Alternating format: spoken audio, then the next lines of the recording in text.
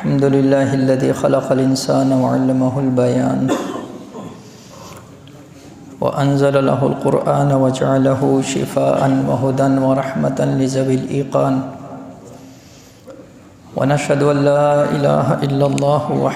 وحده لا شريك له ونشهد أن سيدنا ومولانا محمدا عبده ورسوله أما بعد فأعوذ بالله من الشيطان الرجيم بسم الله الرحمن الرحيم قال الله تبارك وتعالى يا أيها الذين آمنوا كتب عليكم الصيام كما كتب على الذين من قبلكم لعلكم تتقون وقال النبي صلى الله عليه وآله وسلم من صام رمضان ایمانا واحتسابا غفر له ما تقدم من ذنبه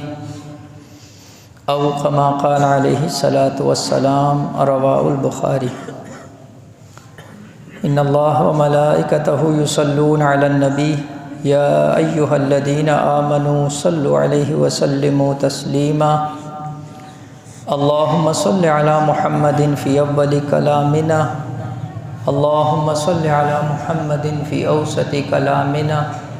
اللہم صل علی محمد فی آخری کلامنا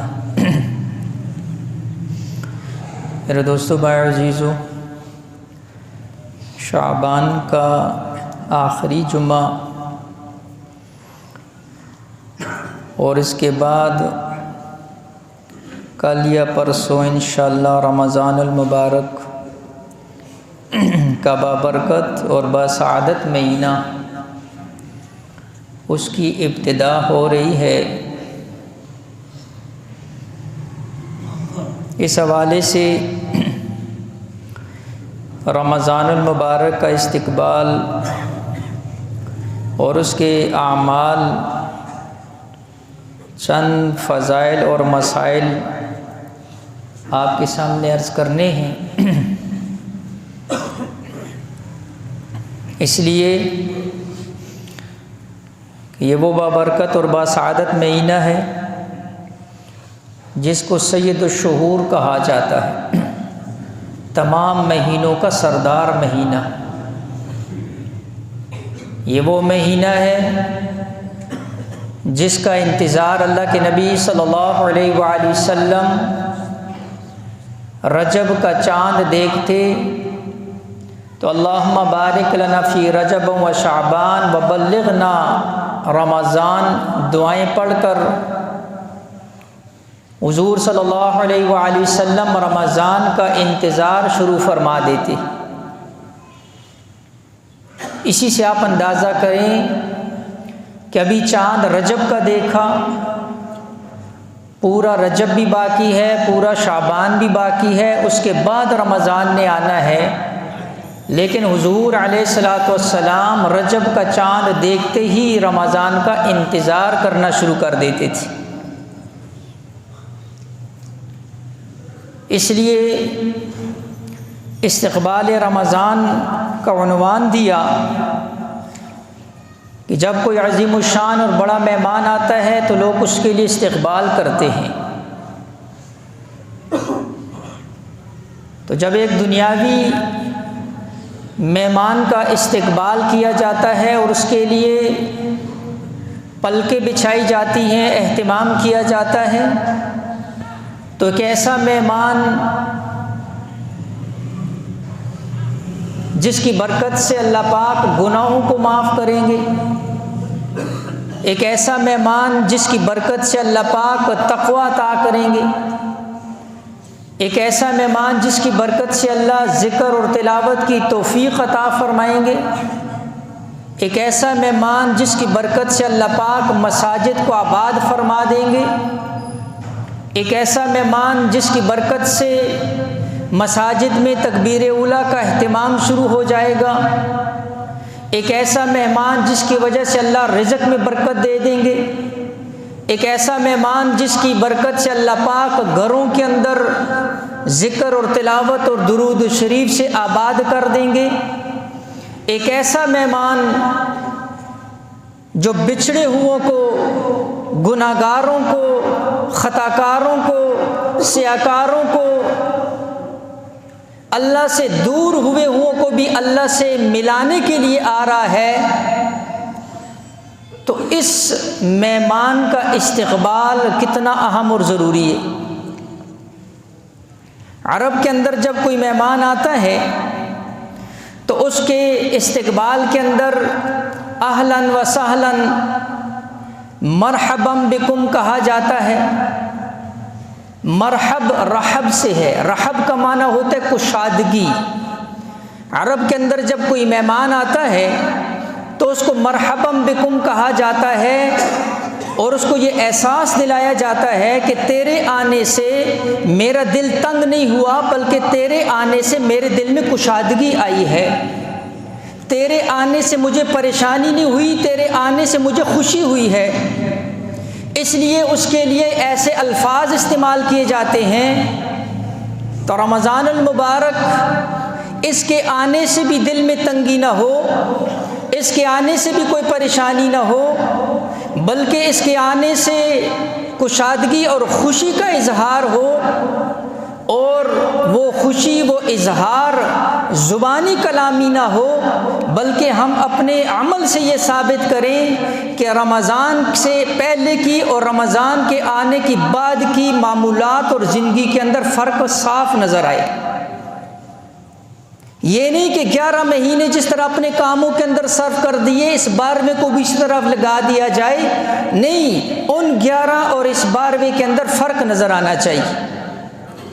تو میں نے کہا اسی وجہ سے رمضان المبارک کا استقبال، اس کو عنوان دیا کہ ہمارے سلف اور صحابہ کرام، نیک اولیاء رمضان کے آنے سے پہلے ہی رمضان کے استقبال کے لیے اپنے معمولات ترتیب دیتے تھے۔ رمضان کیسے گزاریں گے؟ رمضان کا ایک ایک لمحہ بڑا قیمتی ہے، ایک ایک ساعت بڑی قیمتی ہے۔ اس حوالے سے ہر دفعہ کہا جاتا ہے، لیکن سستی کوتاہی پھر بھی ہوتی ہے، لیکن جو نیت ارادہ کر لے اور اللہ سے مانگ لے، اللہ اس کو اسی اہتمام کے ساتھ پھر گزارنے کی بھی توفیق دیں گے۔ جس نے نیت ہی نہیں کیا، جس کا ارادہ ہی نہیں ہے، جس کا شوق ہی نہیں ہے، جس کی دلچسپی نہیں ہے، جس میں دل جمی نہیں ہے، جس کو انتظار ہی نہیں ہے، جس کو اس مہمان کا اہتمام، اس مہمان کی عزت، مقام اور مرتبے کا پتہ ہی نہیں ہے، تو جب تک آپ اس مہمان کی عظمت کو نہیں جانیں گے، اس وقت تک اس کے درجے کا استقبال بھی آپ نہیں کر سکتے۔ جب آپ کے دل میں اس مہمان کی عظمت اور مقام اور مرتبہ ہوگا تو آپ اس کا لیے اہتمام اور اس کے لیے اپنے آپ کو اسی طرح کا پیش کریں گے جس درجے کا وہ مہمان ہوگا۔ اس لیے آپ کے دل میں رمضان کی اہمیت سب سے پہلے ہونی چاہیے، رمضان کے مہینے کی عظمت آپ کے دل کے اندر ہونی چاہیے، روزے کی عظمت اور ان اوقات کی عظمت آپ کے دل کے اندر ہونی چاہیے، تب ہی آپ اہتمام کر سکتے ہیں، ورنہ دن اسی طرح چڑھے گا، غروب اسی طرح ہوگا، ہفتہ اتوار اس میں اسی طرح آئے گا، اوقات اسی طرح بدلیں گے، رات اور دن اسی طرح ہی ہوگا، اور صبح اور شام اسی طرح ہی ہوگی۔ لہٰذا ظاہری نقشہ تو وہی ہے، اصل جو چیز بدلے گی وہ میرے اور آپ کے دل کے اندر کا شوق اور جذبہ ہے، وہ بدلنا چاہیے۔ اس وجہ سے میں نے عرض کیا کہ سب سے پہلا استقبال اور اہتمام تو علماء نے یہ لکھا، ہم اپنی رمضان کی ضروریات کو اس شعبان کے مہینے میں کوشش کریں ہم پوری کر لیں، چاہے وہ خریداری کے اعتبار سے ہو، عید کی تیاری کے اعتبار سے ہو، جتنی بھی اس قسم کی مصروفیات ہیں، اصل استقبال کرنے والے اور رمضان کے اندر اہتمام کرنے والے وہ ہوتے ہیں جو اپنی ان ضروریات کو شعبان میں پورا کر کے رمضان کو خاص عبادت کے لیے خاص کر دیتے ہیں۔ ورنہ ہر سال یہ دیکھا گیا ہے اور یہ معمول ہے کہ رمضان کے وہ اوقات جس کو آخری عشرہ کہا جاتا ہے، جس میں طاق راتیں ہوتی ہیں، جس میں لیلۃ القدر ہوتی ہے، جس میں رب کی رحمتیں برسات کی طرح برستی ہیں، جس میں اللہ کی طرف سے مغفرت کے اعلانات ہوتے ہیں، جس میں لیلۃ الجائزہ ہوتی ہے، جس کے اندر وہ بابرکت ساعات ہوتی ہیں، اور جب رمضان کا اختتام ہو رہا ہوتا ہے اور بدلہ اور صلہ مل رہا ہوتا ہے، ہمارے وہ اوقات، وہ راتیں، وہ شامیں، وہ دن، وہ ساعات، وہ گھنٹے، وہ وقت، وہ ہمارے بازاروں کی نظر ہو جاتے ہیں۔ وہاں پر بد نظریاں ہوتی ہیں، مردوں اور عورتوں کا اختلاط ہوتا ہے، وہاں پر جو ہے جھوٹی قسمیں، جھوٹی گواہیاں، جھوٹی باتیں ہوتی ہیں۔ اس لیے جماعتیں بھی چلی جاتی ہیں، تراویح بھی چلی جاتی ہے، اور تکبیر اولیٰ بھی چلی جاتی ہے، اور رب کی طرف سے جب بدلے کا وقت ہوتا ہے، ہم اس وقت اللہ کی نافرمانی کے اندر لگے ہوئے ہوتے ہیں۔ اس لیے استقبال اس لیے کہا، ہم رمضان کے آنے سے پہلے پہلے اپنی ان چیزوں سے جو ہے نا جو فارغ ہو جائیں،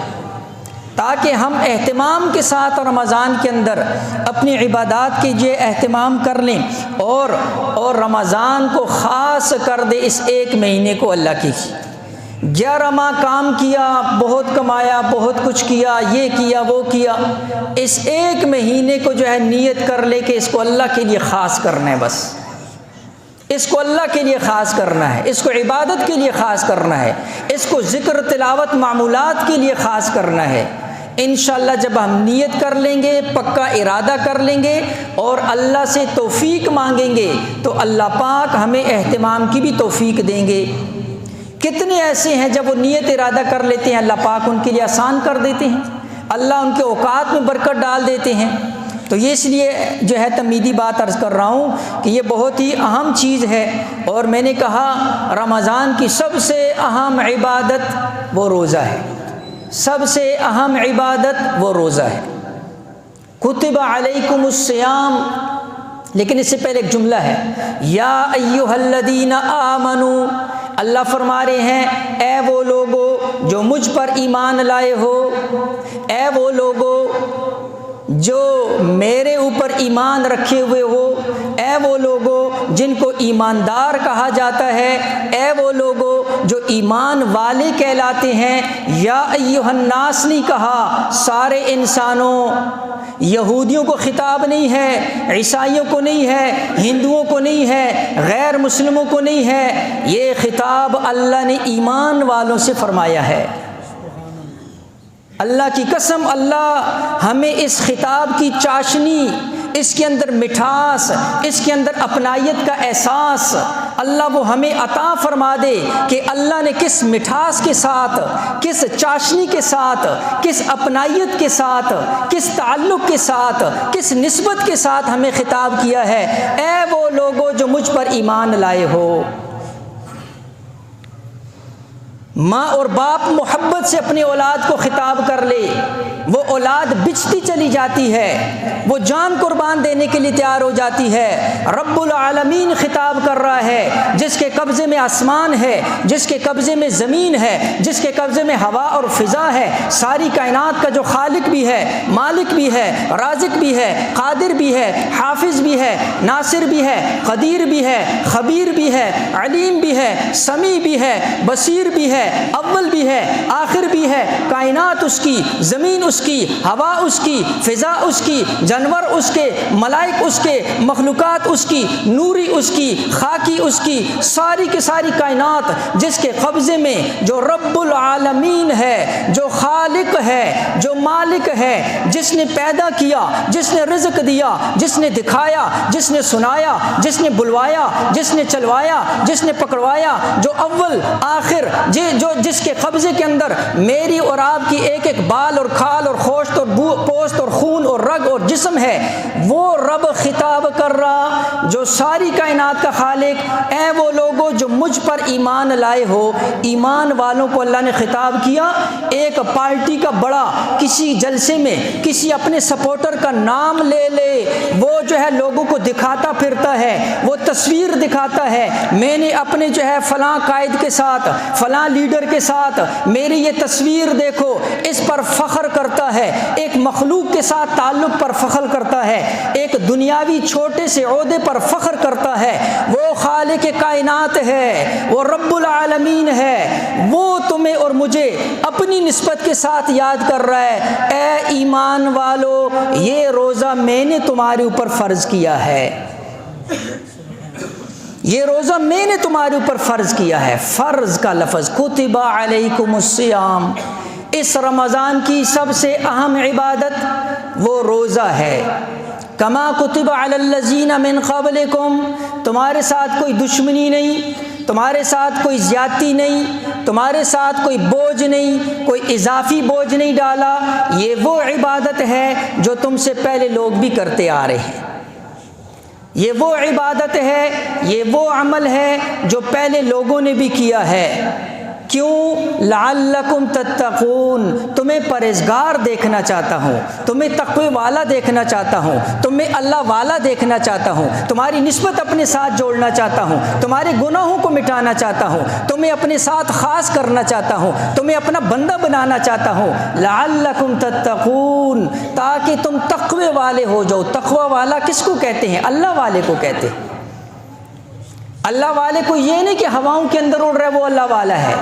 پانی اوپر چل رہا ہے وہ اللہ والا ہے، نہیں،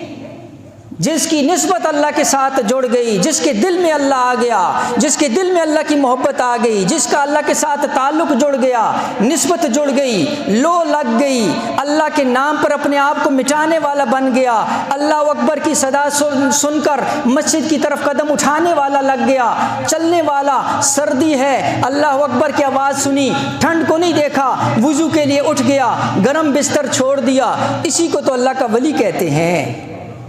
تم کیا سمجھتے ہو اللہ کا ولی کون ہوتا ہے؟ جو ہواؤں کے اندر اڑ رہا ہے؟ نہیں۔ جو شیر کے اوپر سواری کر رہا ہے؟ نہیں۔ یہ تو کرامات ہیں، اللہ جس کو دے دے۔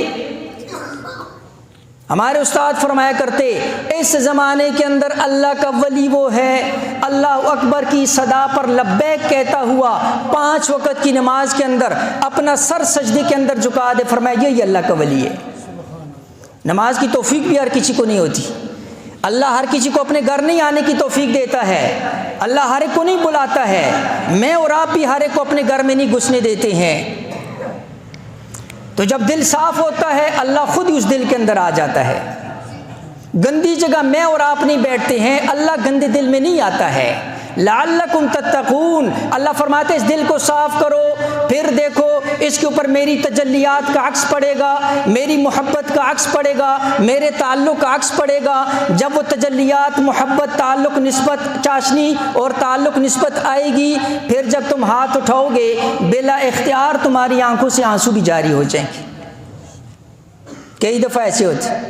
بلا اختیار آنکھوں سے آنسو جاری ہو جاتے ہیں، یہ وہ براہ راست اللہ کی طرف سے جو ہے نا جی وہ رحمت کا نزول ہو رہا ہوتا ہے دل کے اوپر۔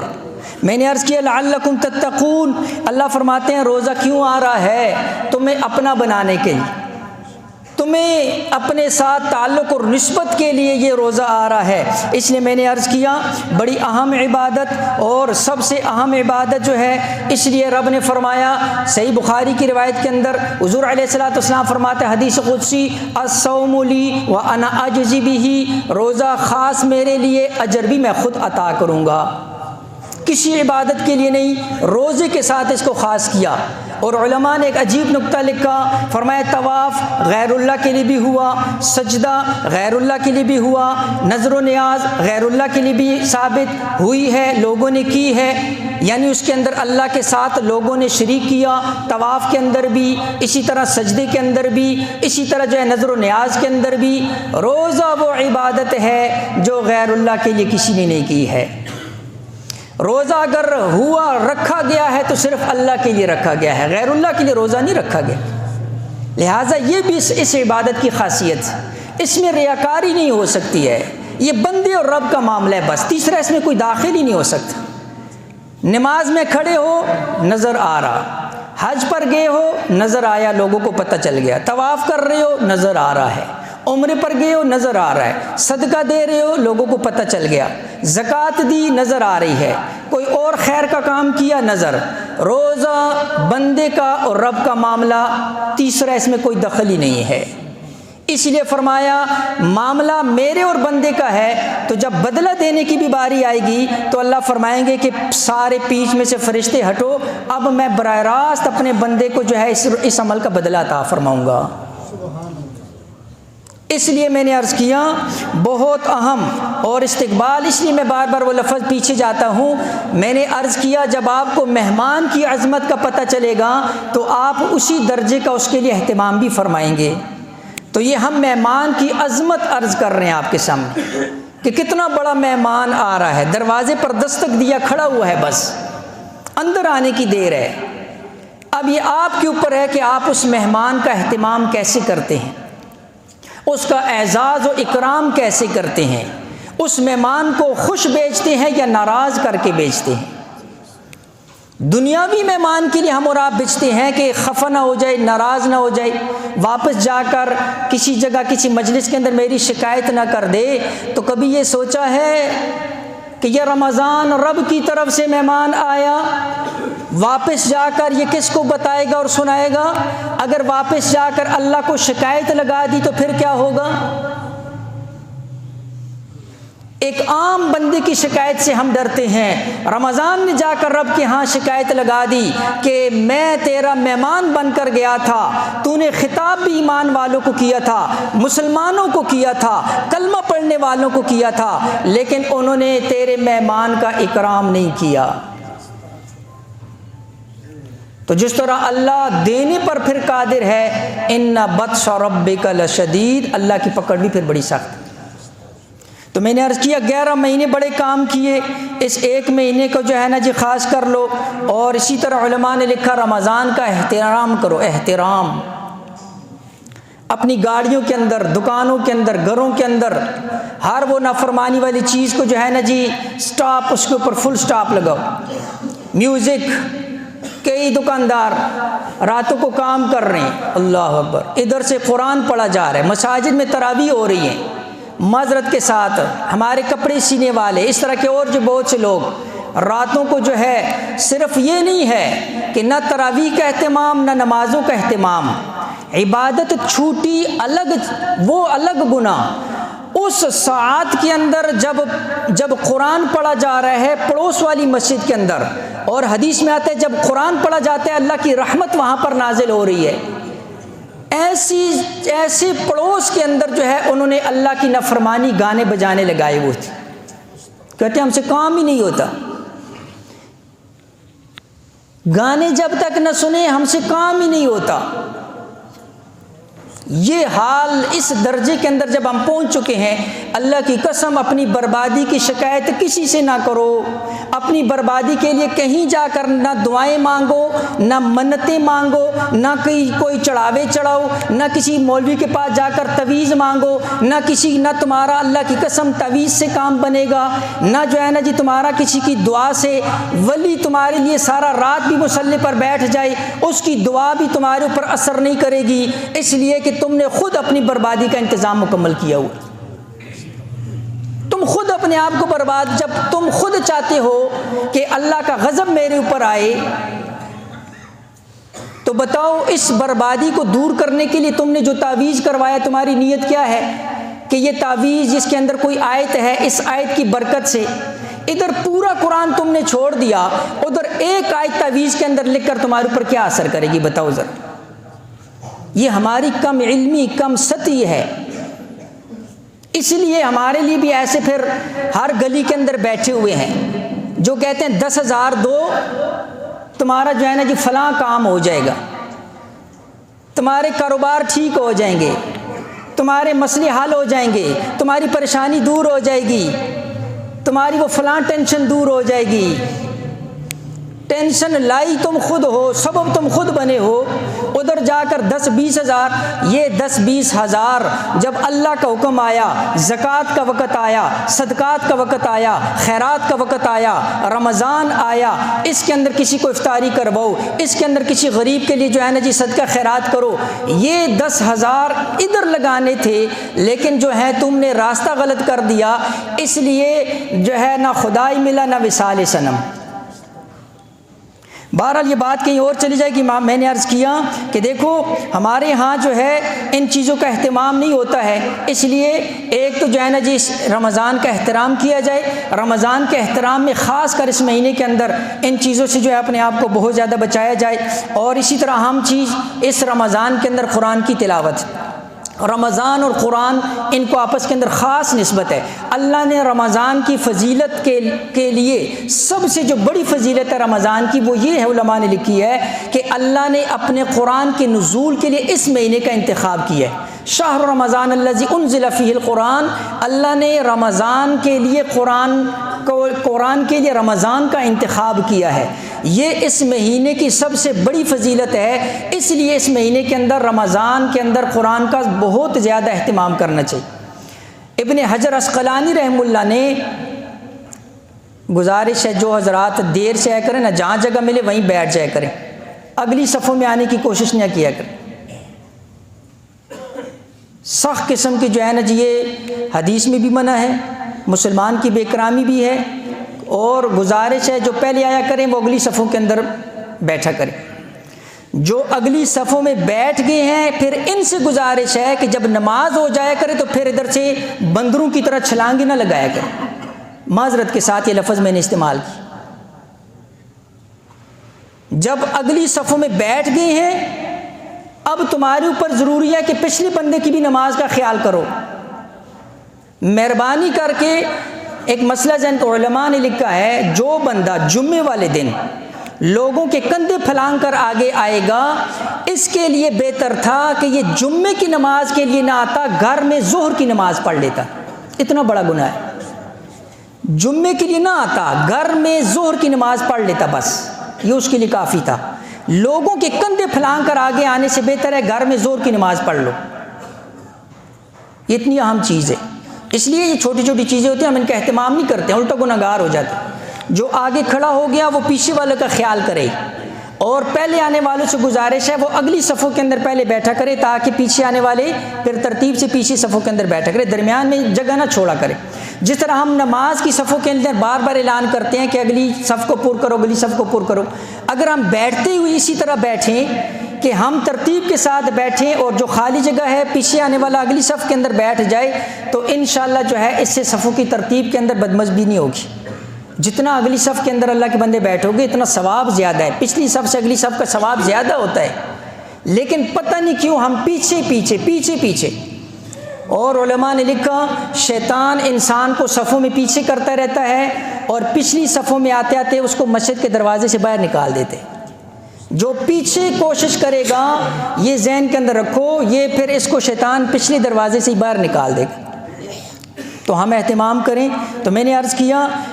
ابن حجر عسقلانی رحمہ اللہ نے امام بخاری رحمۃ اللہ علیہ کا یہ معمول لکھا ہے اپنے بخاری کے مقدمہ کے اندر. فرماتے ہیں کہ امام بخاری رحمۃ اللہ علیہ جو ہے نا جی وہ سحری کے وقت ایک قرآن پاک شروع فرماتے تھے اور افطار تک جو ہے نا جس کی ختم فرما دیتے تھے. سحری میں شروع فرماتے ایک قرآن دن میں، اور تہجد میں روزانہ 10 پارے پڑھتے تھے. تو 3 دنوں کے اندر جو ہے نا جی تہجد میں قرآن ختم فرماتے، اور تراویح کے اندر جو ہے وہ 20 جو ہے وہ آیات پڑھتے تھے، ایک ختم تراویح کے اندر فرماتے تھے. اس طرح امام بخاری رحمۃ اللہ علیہ رمضان کے اندر 41 مرتبہ قرآن کریم کا ختم فرماتے تھے. امام شافعی رحمۃ اللہ کے بارے میں تاریخ مدینہ دمشق کے اندر اور ابن جوزی رحمۃ اللہ علیہ نے صفۃ الصفوہ کے اندر جو ہے لکھا ہے کہ وہ جو ہے رمضان کے اندر 61 قرآن کریم کا جو ہے نا جی فرماتے تھے، ختم فرماتے تھے، ایک قرآن دن میں ایک رات کے اندر.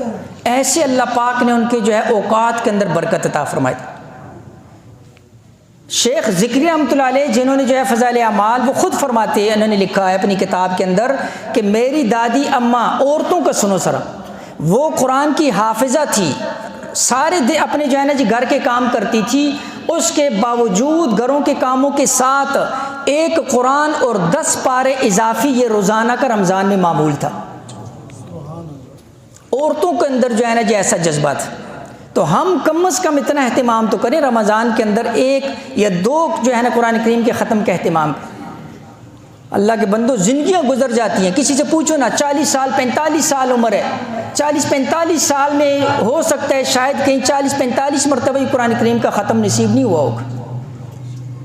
اس لیے اس رمضان کے اندر جو ہے نا جس کا ہم کیا کریں، اہتمام کریں اور اس کی جو ہے نا بھرپور کوشش کریں۔ چند ایک معمولات رمضان کے حوالے سے آخر مختصراً عرض کرتا ہوں۔ سب سے پہلے تراویح با جماعت کا اہتمام کریں، تراویح با جماعت کا اہتمام کریں۔ جہاں پر 20 رکعت تراویح ہو رہی ہیں وہاں پر با جماعت کا اہتمام کریں۔ علماء نے مسئلہ لکھا ہے اگر کسی جگہ 8 رکعت تراویح کے اندر پورا قرآن ختم ہو رہا ہے اور دوسری جگہ 20 رکعت تراویح کے اندر صرف مختصر صورتیں پڑھی جا رہی ہیں تو 20 رکعت تراویح کے اندر صورتوں کا اہتمام کر لو، اور وہاں پر 8 رکعت کے اندر جو اگرچہ قرآن ختم ہو رہا ہے وہاں پر نہیں جانے تم لوگ۔ مسئلہ ذہن کے اندر رکھو، 20 رکعت تراویح جس مسجد کے اندر ہو رہی ہے وہاں پر جاؤ،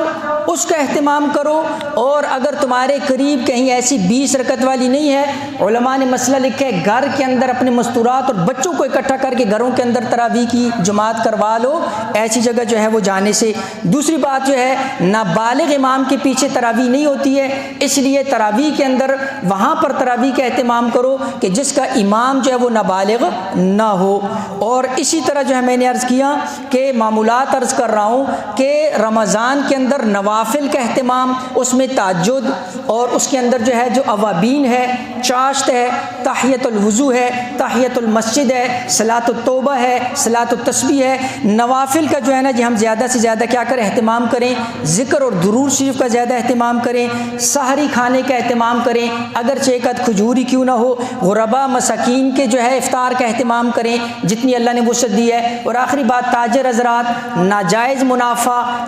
منافع خوری سے اپنے آپ کو بچائیں۔ سارا سال کماتے رہتے ہیں، اس ایک مہینے کو کمائی کا سیزن نہ سمجھو اللہ کے بندو، اس ایک مہینے کو اللہ کی طرف سے جو ہے نا